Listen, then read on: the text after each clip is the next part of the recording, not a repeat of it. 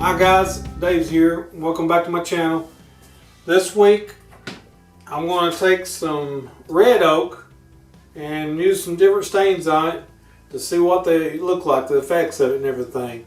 I done this to some pine and poplar already a few weeks ago, but I want to see what the oak looks like too, and I thought you might like to see it. So okay, I've got my pieces of oak laid out here, 7 boards. I put a tape line in the middle of them. And I'm going to put one stain on one side and one stain on the other side. Then I'm going to try to do it the same as I did the others. It's the same stains and everything. So let me stain these and I'll get back with you.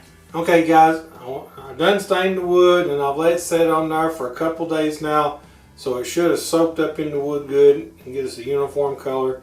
I want to show you a picture of the overall of them first, and then I'll go over each individual one. Okay, here's the overall picture of them and everything. Now it looks like most of the stain looks pretty good on oak, so you know, compared to the poplar and the pine. So let me go through individually here and get you a picture of them. Okay, this is the still wool and vinegar.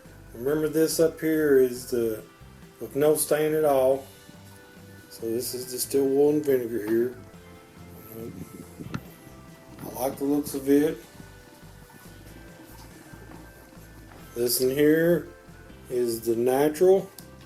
I mean, it looks pretty good itself.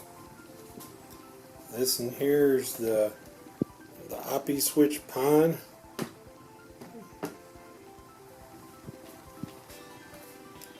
This here's the gunstock finish. Got a red tint to it. This in here's a cherry finish.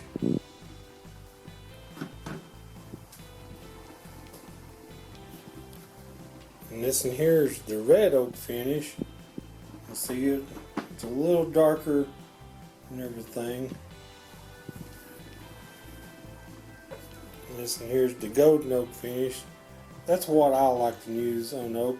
But after looking at some of these other colors, I might change my mind. This is the Kona. It's rusty oleum.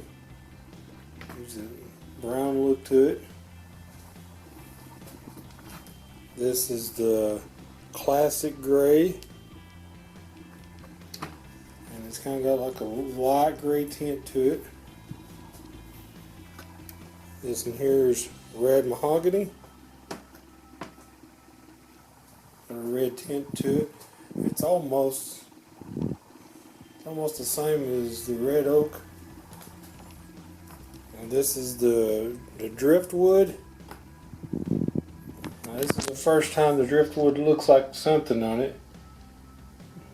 It gives it just a little darker tint than what it is from factory. This is dark walnut. And this is special walnut. And remember, this one's plain. This is without any stain at all. So I hope this gives you an idea what to use on red oak. I'll try to do another one. I've got some white oak that might look just a little bit different. So stay tuned for it. As always, thanks for watching, guys.